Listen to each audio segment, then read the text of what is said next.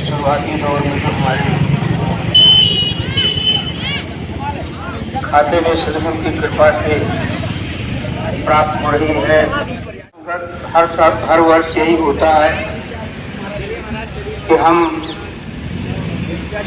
ये कसमे वादे लेते हैं कि जो है ये नया साल जो आया हमारे जीवन में परमात्मा की कृपा से हम इसे कितना अच्छा गुजार पाए और इस वर्ष हम कितने सुख प्राप्त कर पाए, कितनी गुरु की सेवाएं कर पाए, कितना इस भक्ति का लाभ अपने जीवन में ले पाए। यह शास्त्रों संकेत हमारे जीवन में सदगुरु की ओर से आ रहा है। ये जो विगत बीत गया तो वो तो बीत गया, लेकिन साथ संगत जो अब वर्तमान हमारे जीवन में आया है उसको साथ संगत हम कितना सुंदर बना पाए, इस गुरु से प्रार्थना करें। ये साथ संगत जो समय हमारे जीवन में आता है सदगुरु यही हमें बताता है कि समय गया फिर हाथ ना आए, फिर पीछे पछताएगा। ये वक्त गुजर जाने के बाद फिर हमारे हाथ में नहीं आता। और साथ संगत सदगुरु के जीवन में आने के बाद सदगुरु की अगर जो है साथ संगत देखें, जैसे अर्जुन को जो है इस अनंत परमेश्वर परमात्मा का जैसे ही बोध कराया भगवान कृष्ण ने, तो सदगुरु की उस ताकत उस मातुका को अर्जुन बोल पड़ा, कहता कि तुम्हारी देवा पुरुषा पुराणा तुमस्य विश्वस्य परम निधानम एताश्च वेदम च परम च धाम त्वया सतम प्रभु अनंत रूपम। हे अनंत स्वरूप, ये अनंत स्वरूप परमात्मा सदगुरु साधु संगत हमारे जीवन में आया, जो संसार का करता धरता हमारे जीवन में लौकिक और पारलौकिक सभी सुखों को प्रदान करने वाला है। हम इसकी ताकत, हम इसकी महत्वता को अपने जीवन में समझ पाए। ये कोई साधारण इंसान नहीं है। यही साधु संगत गणते हुए धर्मशास्त्र करते हमें उदाहरण देते हैं। मां कौशल्या और महाराज दशरथ भगवान राम को केवल पुत्र भाव से देखते रहे और उनको रिजल्ट क्या मिला? साधु संगत, लेकिन उन्होंने जैसे ही जाना भ्रम नहीं हुए। उन्हें माँ रसोई घर में थी और पुत्र को नहला करके लिटा दिया। जैसे ही जो है साधु संगत को रसोई घर की तरफ जाने लगे, देखा कि एक बालक रसोई घर में भी है, तो कहते यहाँ वहां दो बालक देखा, मति भ्रम मोर की आन में सीखा।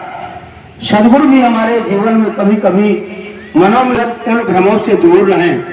वैसे तो साधु संगत भक्त विभीषण के जीवन में आया था और दिन जन्म मरण के बंधन से मुक्त होने के लिए वो साधु संगत दोनों सुख सदगुरु के जीवन में आने के बाद मिलते हैं। जैसे विभीषण को मिले, वही विभीषण साधु संगत जब भगवान राम की शरण में आया तो साधु संगत शरण में आने के पश्चात उसके दिल के उद्गार निकलते हैं जो उसने पाया।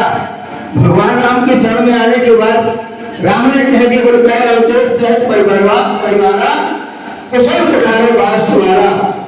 बोले हे लंकेश, बोले कली महाराज इस समय तो लंकेश रावण है। बोले नहीं, वो कुछ दिनों के लिए है और अब इसके बाद लंका का अधिपत्य आपके खाते में आने वाला है। साफ सुनकर वही कहते हैं, जिस संपत्ति को रावण ने पाने के लिए अपने 10 शीश भगवान शंकर को सैकड़ों बार अर्पण किए, काट काट करके वो संपत्ति भगवान के शरण में आने के बाद विभीषण को क्षण में मात्र में प्राप्त करा दी। कहते जो संपत्ति से रावण दिए दिए 10 लाख सही संपदा विभीषण सब कुछ दिए रघुनाथ के लिए। साधु संगत ऋषि मुनि सैकड़ों वर्ष तपस्या करते हैं, ये परमात्मा ध्यान में तक नहीं आता।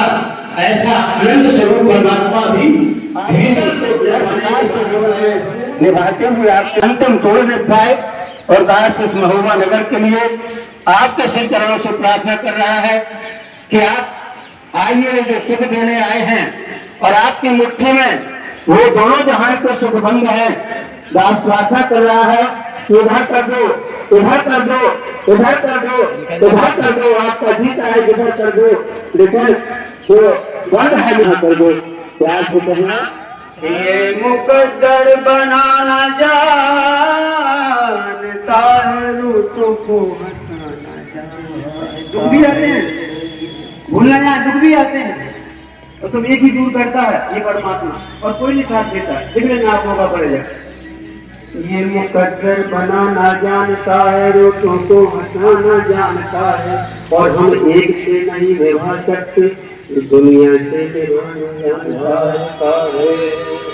सिपा जाते हैं, हम दिल की बात कह नहीं सकते, खुदा भी दिखाना जानता है, प्रभु को दिखाना जानता है।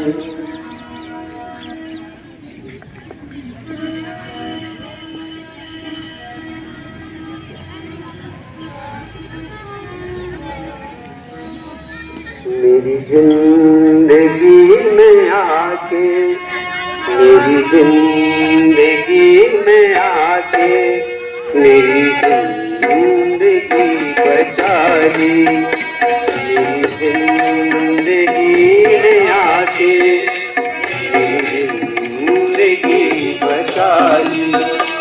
मेरे मसीहा तूने, मेरे मसीहा तूने, मेरी जिंदगी में आके मेरी जिंदगी बचा ली, मेरी जिंदगी में आके मेरी जिंदगी बचा ली।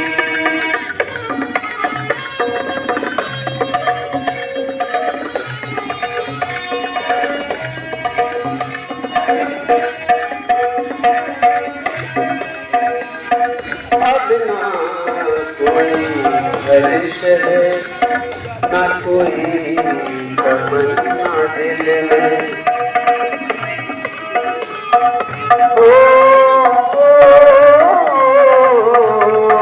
बिना कोई खर्च है, ना कोई तमन्ना दिल में, ना कोई तमन्ना दिल में, मेरे तू ही बता दे। सब कुछ दिया है तूने, सब कुछ दिया है तूने, मेरी जिंदगी सजा दी, सब कुछ दिया है तूने, मेरी